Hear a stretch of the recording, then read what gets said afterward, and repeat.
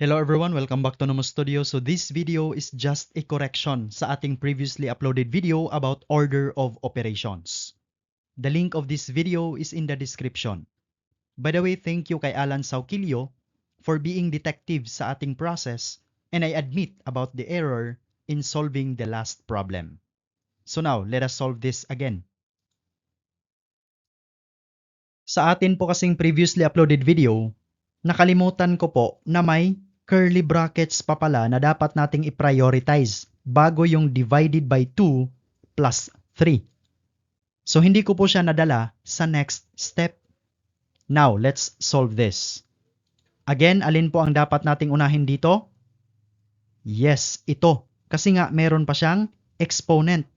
At ang ibig sabihin ni 2 raised to the power of 3, we have to multiply 2 by itself 3 times. So this is 2 times 2 times 2.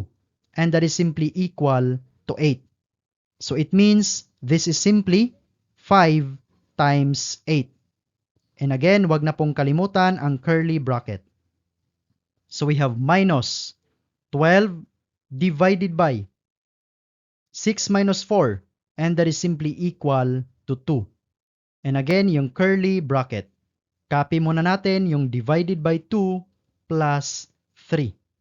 So now, 5 times 8, and that is simply 40, minus 12 divided by 2, and that is simply equal to 6. At yung mga curly brackets natin, ito, pwede na po nating gawing parenthesis yan. Kasi nga, na-simplify na po natin. So, copy lang muna natin yung divided by 2 plus 3.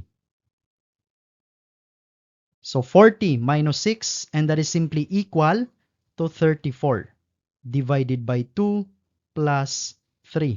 So unahin po natin si division kaysa kay addition.